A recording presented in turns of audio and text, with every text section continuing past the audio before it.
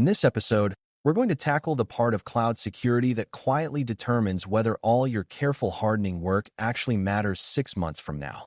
A hardened configuration is only valuable if it stays hardened when the platform updates, when a new engineer joins the team, when a rushed fix happens at midnight, and when a service is redeployed with new defaults.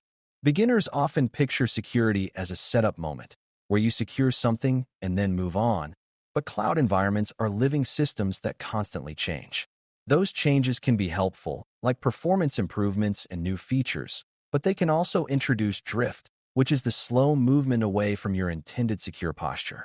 The skill you are building here is verification, meaning you can prove that your service still matches the hardened baseline you intended, not just assume it does.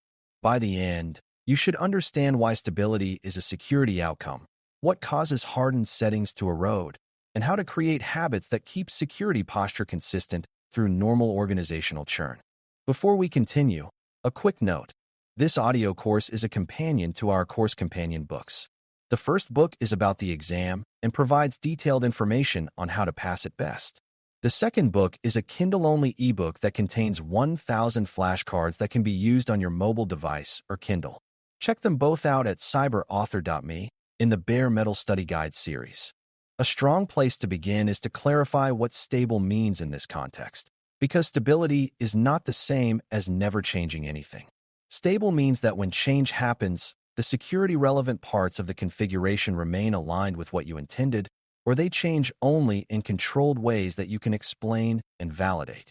In other words, you can update a runtime, rotate dependencies, or add features, and still maintain tight permissions, scoped network exposure, protected logging, and safe defaults. The opposite of stability is configuration drift, where settings gradually become more permissive, less observable, or more confusing, often without anyone consciously choosing that outcome. Drift is common because cloud services expose many options, teams move fast, and the people who remember why a setting matters are not always the same people who touch it later.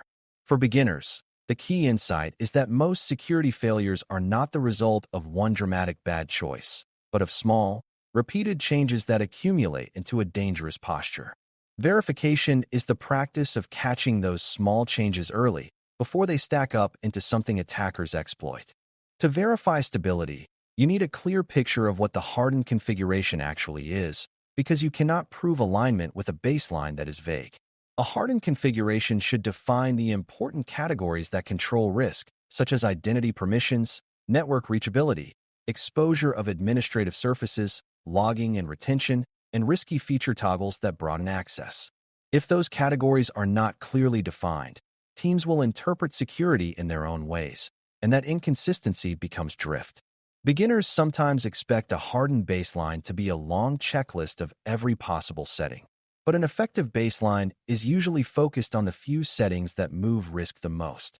It also needs to be specific enough that two different people can evaluate a service and reach the same conclusion about whether it matches the baseline. When the baseline is crisp, verification becomes a realistic activity rather than an argument about opinions. The baseline is the reference point that allows you to say this service is still hardened or this service has drifted and needs correction. One of the biggest reasons hardened configurations do not remain stable is platform updates, because managed services evolve continuously. A cloud provider might introduce a new default behavior, change how an integration works, or add a feature that becomes enabled by default in new deployments. Even if an update improves security in general, it can still break your assumptions, especially if your environment depends on older behaviors.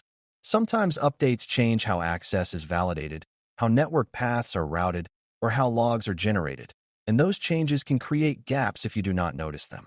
Another tricky scenario is when a platform adds new security settings, because a baseline that was complete last year might be incomplete today simply because the platform's risk surface expanded. Beginners should understand that security drift can happen even when nobody makes a mistake, simply because the platform shifted under your feet. Verification is your way of keeping pace, because it forces you to recheck the posture after updates rather than trusting that yesterday's hardening automatically applies to today's service behavior. Team changes create drift for a different reason, and it is less technical and more human. When experienced engineers leave and new engineers arrive, The understanding of why certain settings exist can fade, and settings start to look like unnecessary complexity. In that situation, a well-meaning person might simplify a configuration to make a deployment work, without realizing that the removed constraint was blocking a real attack path. Another common pattern is that teams gradually inherit services they did not build, and they treat them like black boxes, changing only what they must to keep them running. Over time, those small changes can break the alignment between the service and the hardened baseline. Beginners sometimes assume that documentation solves this, but documentation alone often becomes stale or ignored, especially during incidents.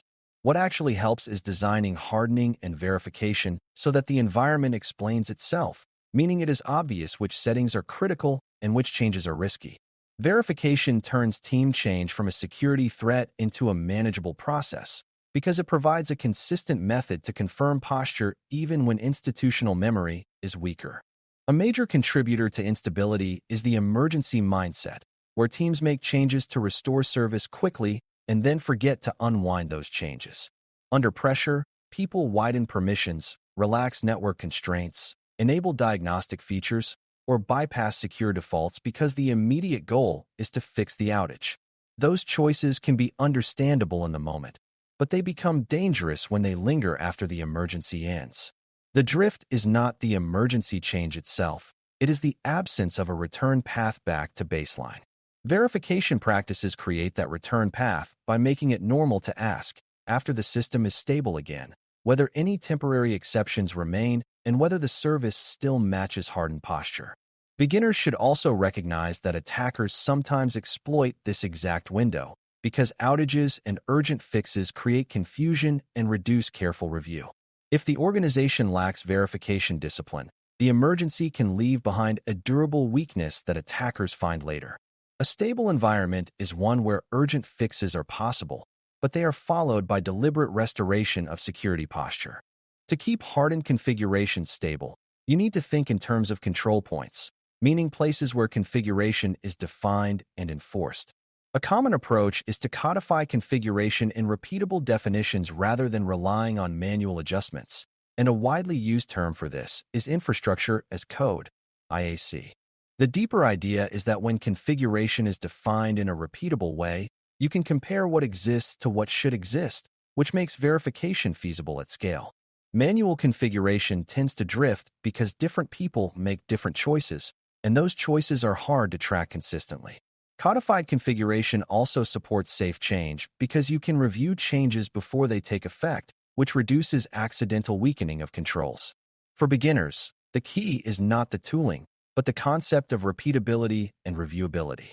When your hardened baseline is expressed in a form that can be applied consistently, you reduce the chance that new deployments and updates accidentally fall into insecure defaults. Even with codified configuration, you still need ongoing verification because services can drift through changes made outside the normal workflow or through indirect effects. Verification should be continuous in the sense that it happens regularly, not just when someone remembers to do it. A stable posture is reinforced by checking for drift after updates, after major deployments, and on a regular schedule that matches the pace of change in the environment. This can be driven by automated checks, but the important part is that the checks are based on your baseline and produce clear results that teams can act on. Beginners should understand that verification is not about catching people doing something wrong. It is about catching systems becoming different than intended. When drift is detected, the response should be to restore alignment or document an intentional exception, not to ignore it. The whole purpose is to prevent quiet accumulation of risk, which is what makes cloud incidents feel surprising even though the warning signs existed. A useful technique for verifying stability is to treat security posture as a set of invariants, meaning conditions that should remain true even as other things change. For example, it should remain true that administrative access is constrained, that application identities are least privileged, that logging is enabled and retained, and that public exposure exists only where it is intended.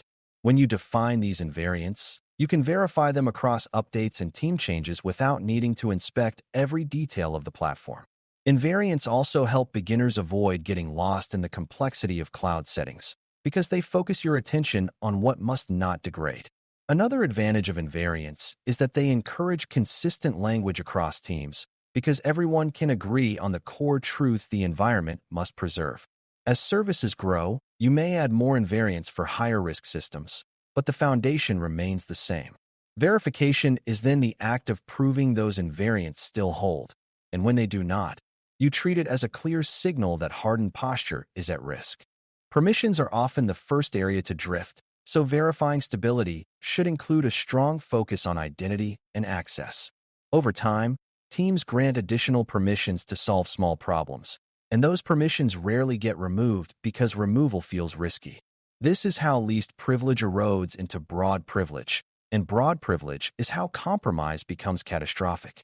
Stability verification checks whether roles have expanded beyond their original intent, whether service identities now have access to unrelated resources, and whether high-impact permissions have been granted casually. It also checks for shared identities, because shared access undermines accountability and makes it hard to trace changes. Beginners should connect this to the idea of blast radius, because permission drift increases blast radius even if the application itself did not change. If you can keep permissions stable and minimal, you can absorb many other changes more safely. Permission stability is one of the simplest ways to keep the control plane and data plane from becoming an attacker's playground. Network exposure is another area that drifts because it is often used as a quick fix, and it is also easy to misunderstand. A service might start private and then become publicly reachable because someone needed to test something quickly or integrate with an external system. Even if the service remains authenticated, the broader reachability can increase attack surface and increase the consequences of any future authentication weakness.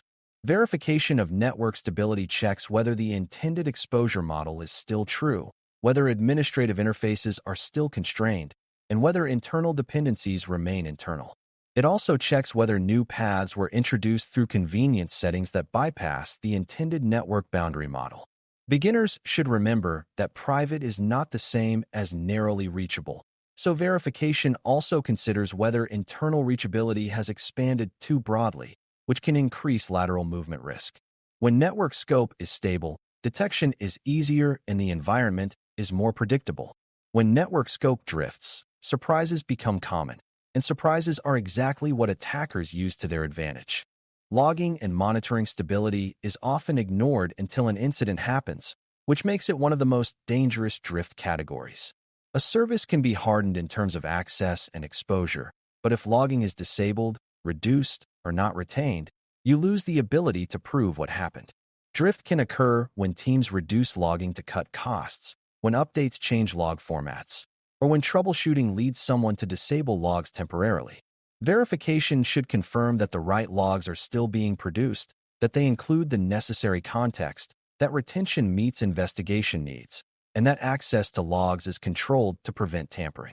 Beginners should also understand that logging can drift in the opposite direction, where logs start capturing sensitive data that should not be recorded, which creates a new exposure channel. Stability means not only that logs exist, but that they remain safe and useful. When logging posture is stable, your ability to detect misuse and respond confidently is dramatically stronger, and you avoid the worst-case scenario where you discover an incident but cannot determine its scope. Managed application services also include many settings that feel minor but can dramatically change risk, and these settings are common drift points when teams experiment or troubleshoot. Debugging options, diagnostic endpoints, permissive integration modes, and relaxed security constraints can all provide short-term convenience and long-term danger. Verification should include checking whether these risky features are enabled, whether they are still needed, and whether they are appropriately constrained. This is where the concept of secure defaults matters, because stable posture is easier when risky features are off by default and must be deliberately enabled.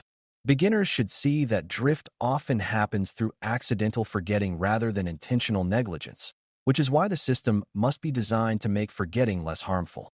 A disciplined approach treats high-risk feature toggles like privileged permissions because they can open doors attackers exploit quickly. If you regularly verify these settings, you reduce the chance that last month's troubleshooting turns into next month's breach. Stability through team changes also depends on clarity of ownership because verification requires someone to care and to act. Ownership does not have to mean one person holding all knowledge, but it does mean that each service has accountable stewards who understand the baseline and respond when drift is detected. When ownership is unclear, drift becomes everyone's problem and therefore nobody's priority. Clear ownership also supports change review, because people know who should approve risk-increasing changes and who should be notified when significant configuration shifts occur. Beginners should remember that ownership is not only a management concept. It is a security control because it reduces ambiguity. When an incident occurs, ownership determines whether response is coordinated and fast or chaotic and delayed. Stable posture is easier when every service has someone who can explain its intended exposure, its permissions, and its logging posture, and who can validate that those remain correct after updates. Verification is most effective when it is integrated into that ownership model rather than being a separate activity that happens only during audits. To make verification sustainable, it needs to integrate with how teams already work, because security checks that feel external and unpredictable will be sidelined.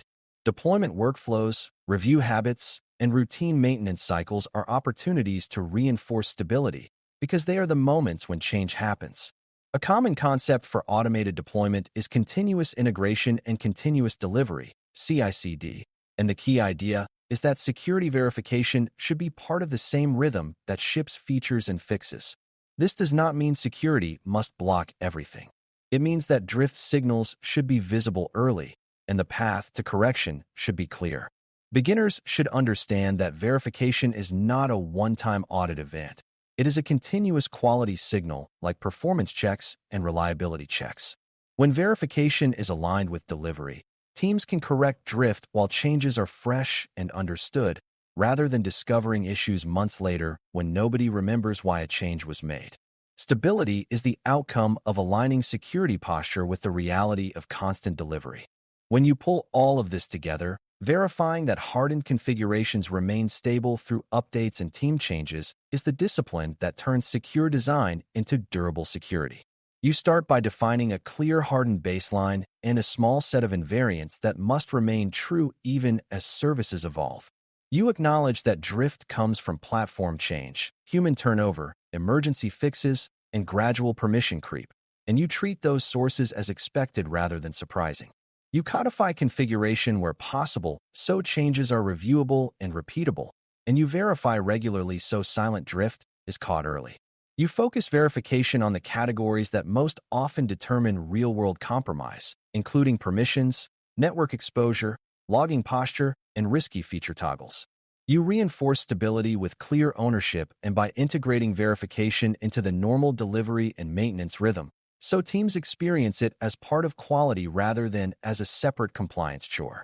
In the end, a stable hardened configuration is not the result of one strong setup, but of a system that keeps bringing services back to their intended secure posture as the environment changes, which is exactly how you stay resilient in cloud security over the long term. Thanks for listening. For more audio courses, daily newsletters, and more, please visit BareMetalCyber.com.